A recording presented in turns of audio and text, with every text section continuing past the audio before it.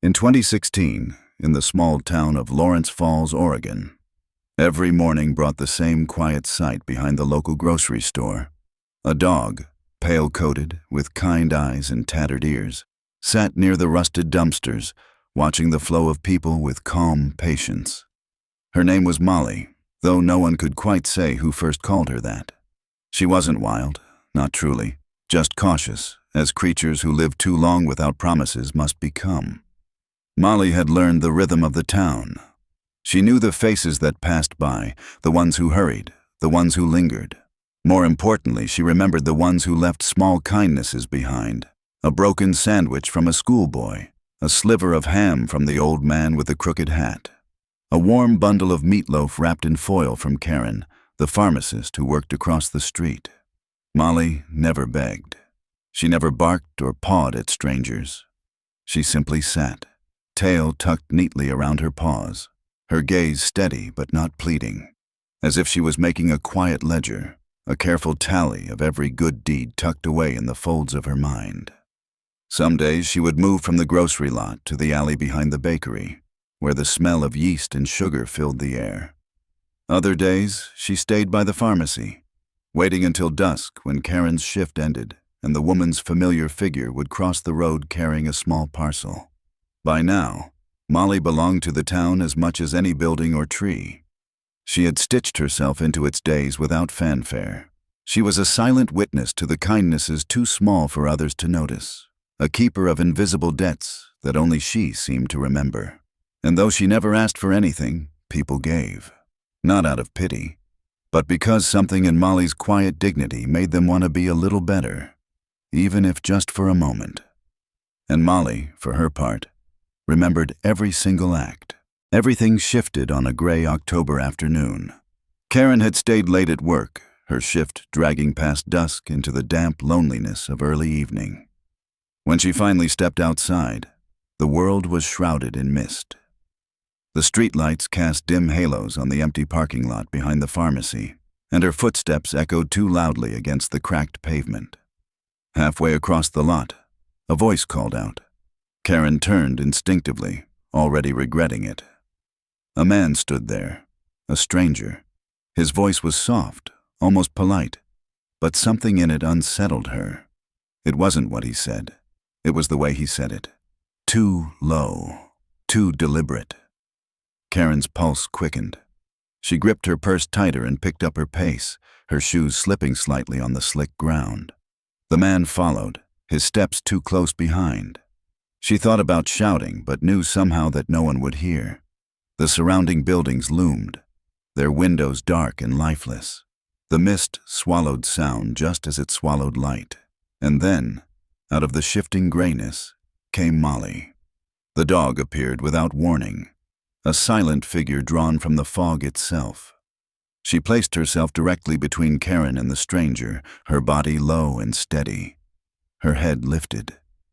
She didn't bark. She didn't snap. She simply stood there, a solid wall of muscle and instinct, a presence impossible to ignore. A low growl vibrated from deep within her chest, not loud, but full of promise. The stranger froze. His posture shifted, his confidence draining as he took a step back. He glanced around as if realizing, maybe for the first time, that he wasn't in control. Then, without another word, he turned and disappeared into the mist, swallowed up by the fog and the dark. Karen stood rooted to the spot, her breath catching in her throat, her body trembling not just from fear, but from the sudden shock of being saved. She felt warmth against her hand, a soft, steady breath. Molly had moved closer, pressing her damp nose into Karen's palm, grounding her back into the world. For a long moment, neither of them moved. The fog continued to swirl around them, but now it felt different. Less empty, less cold. Molly had remembered. And when the moment came, she had answered. Molly didn't leave right away. After the encounter in the fog, she followed Karen all the way back to the pharmacy's door. She didn't bark, didn't demand anything. She simply sat there, her body a quiet shadow pressed against the entrance. Karen hesitated only a moment before slipping inside, returning minutes later with an old blanket and a bowl of warm soup. She placed them carefully beside the dog, not forcing, not pleading. Then she sat down on the steps herself, drawing her knees to her chest, keeping silent company. That night, for the first time, Molly stayed. She curled herself into a tight ball on the worn doormat, her body small against the vast coldness of the concrete. The night was heavy with mist and the occasional distant sounds of traffic, but Molly did not move. She kept her vigil by the door, as if by some silent agreement that neither she nor Karen had needed to speak aloud. The next morning, when the other pharmacy workers arrived, they simply exchanged glances. No one told the dog to leave. No one suggested moving her along. They stepped over her with the kind of quiet deference reserved for things that had earned their place. For Karen, it marked the beginning of something she hadn't realized she'd been missing. A bond built not through ownership or command, but through presence, through shared spaces and quiet understandings. She bought a leash, a simple collar with a tag that read Molly. She called the local vet, who agreed to come by and give Molly a checkup right there on the sidewalk, where the dog felt safe.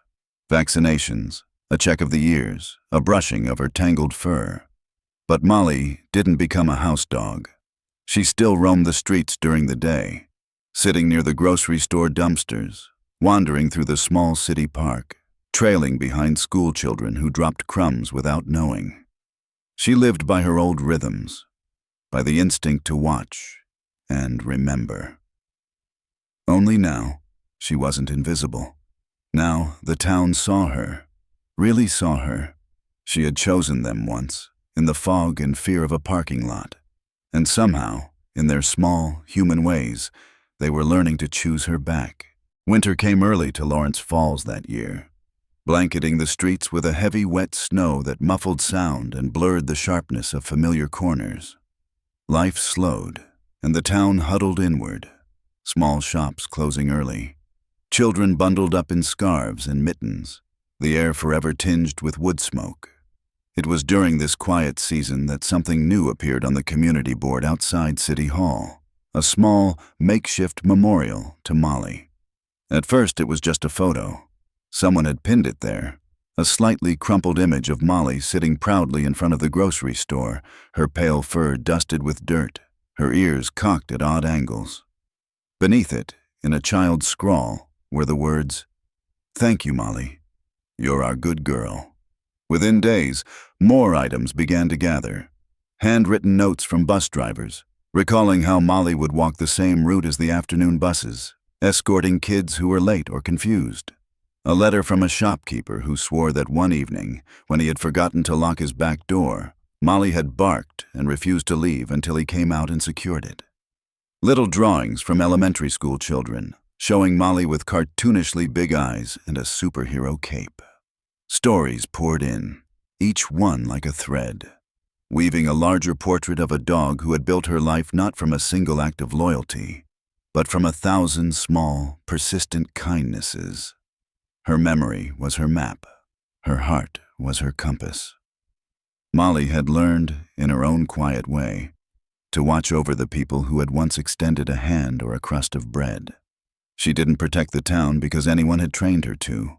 She did it because it was hers, because they had become hers.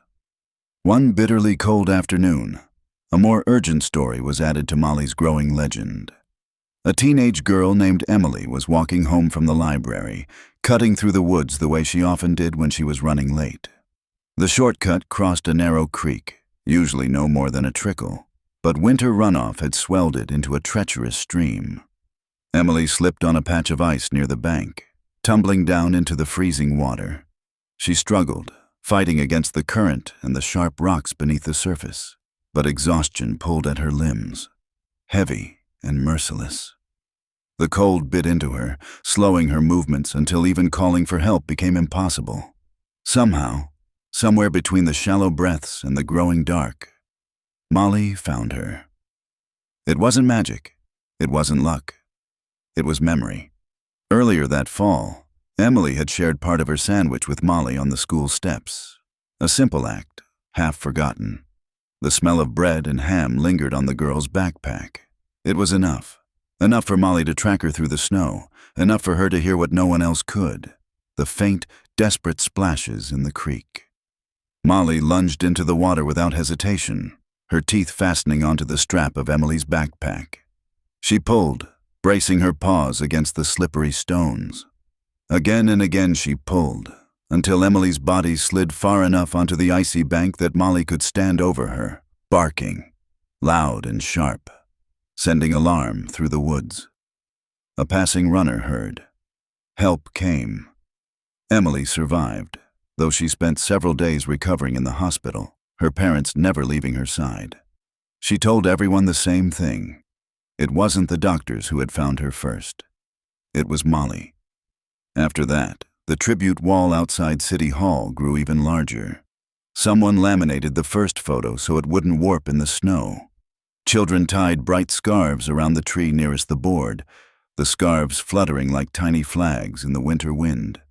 Volunteers started organizing Molly walks, evenings where townsfolk would retrace her usual routes together, picking up litter, leaving food for strays, or simply walking in quiet remembrance. In every corner of Lawrence Falls, there was a feeling now, a kind of unspoken understanding. That kindness mattered, that it was never wasted, that somewhere, even if you forgot the gesture yourself, someone might remember. Molly had remembered, and because of that, a girl was alive. And because of that, a whole town was a little less alone. Spring arrived in Lawrence Falls with a rush of color and noise. After the heavy snows and long silences of winter, the town came alive almost overnight. Tulips pushing through the soft earth, flags fluttering from storefronts, children's laughter spilling into the streets like an unstoppable tide. To celebrate, the town organized its annual spring festival, a tradition older than most of the buildings surrounding the square. This year, the crowd was larger than anyone had expected. Stalls overflowed with food and handmade crafts. A band played cheerful songs from the rickety stage, and every patch of grass was claimed by folding chairs and picnic blankets. Molly sat near the center of it all, at the foot of the stage. She wasn't there for the music. She wasn't there for the treats or the games. She sat, steady and watchful, her pale fur catching the afternoon light like worn silk. Her eyes moved constantly, scanning the crowd, but not out of nervousness or fear. She was looking for faces she knew. There was the elderly man with the crooked cane, who once left bits of sausage on a paper towel behind the bakery. There was the young mother, balancing a baby on one hip, who had offered her muffins on frosty mornings. And beyond them, a cluster of teenagers who, long ago, had tossed crusts of sandwiches into her corner behind the grocery store. Each face was part of a map Molly carried inside her. Each kind gesture marked a place she had chosen to remember.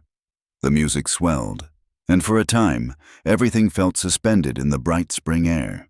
Laughter, clinking glasses, shouts from the games booths. But crowds are fragile things, delicate balances between joy and accident. Near the center of the square, a sudden commotion broke the rhythm. Someone slipped. A boy, small and sharp-boned, maybe 9 or 10, stumbled in the packed throng. Adults jostled, pivoting without seeing him, their momentum turning him into a forgotten weight underfoot. A cry split the air, but it was lost under the music. Molly moved before anyone else. She wove through the crowd with surprising speed, her body low but determined. She nudged, pushed, wriggled between knees and chairs, using her size not as a battering ram, but as a thread pulling attention where it was desperately needed. At last, she reached the boy, standing protectively over him, nudging his arm with her nose until he struggled upright, dazed but unhurt. Her tail wagged once, slow and reassuring. Now others noticed. Hands reached down, steadying the boy, pulling him back into safety. Someone turned off the music. Murmurs spread through the crowd like ripples over water. And at the center of it all sat Molly, calm, alert, unbothered by the fuss, as if she had simply done what was necessary and nothing more. In the days that followed, people spoke differently about her. They no longer called her just a stray or a lucky dog. They spoke of her as something deeper, a thread woven through the fabric of their town, a quiet force that tied the edges of the community together, not with words or banners, not with parades or speeches, but with the memory of every small kindness she had never forgotten. Molly had become a bridge, invisible but unbreakable, between people who might have otherwise remained strangers, and Lawrence Falls, though they might not have said it aloud, was better for it. Summer in Lawrence Falls arrived heavy and slow, pressing down with the scent of melted asphalt and wilting flowers. The town baked under a wide, blinding sky, the days stretching long and bright until even the shadows seemed tired. Molly still made her rounds. She moved through the familiar streets at her own pace, no longer swift, but steady. Her gait had softened into a careful shuffle, her once strong legs now stiff with age. The pale fur on her muzzle had faded into a mist of white, and the patches along her flanks thinned under the weight of passing seasons. But her eyes were unchanged. They still held that quiet light, a warmth that saw without judgment, a patience that carried the memory of every open hand, every kind gesture tucked away inside her like treasures. On hot afternoons, she lay in the shade behind the old grocery store, where the scent of baked bread and ripening fruit drifted through open doors. She watched people pass, the faces familiar, the stories familiar. She did not need to chase or beg. She simply was, a part of the town's living, breathing rhythm. No one knew exactly when Molly slipped away. One morning, she simply did not rise from a resting place beneath the sprawling lilac bushes behind the pharmacy. She had curled herself into the cool earth, hidden beneath a shield of fragrant blooms. Her body was still, her breathing quieted into the hush of the world itself. It was the shop owner who found her, and within hours, it seemed, the entire town knew. At the door of City Hall, a new plaque appeared, hand-painted and hung with gentle hands, for Molly, who remembered all of us. Children left drawings, elderly women left scraps of poetry, strangers left bowls of fresh water beneath the lilac, evening after evening, long after there was no one left to drink it. Not because they believed she would return, but because some presences, some kindnesses, leave paths worn deeper than footsteps. Because memory, too, is a kind of trail, a way through the world that never really fades. And Molly's trail, invisible but enduring, would remain woven into the heart of Lawrence Falls long after the heat softened, long after the lilacs shed their blooms, long after even those who had fed her once had themselves been forgotten. The town kept walking those old paths, because some trails are too full of love to ever truly disappear.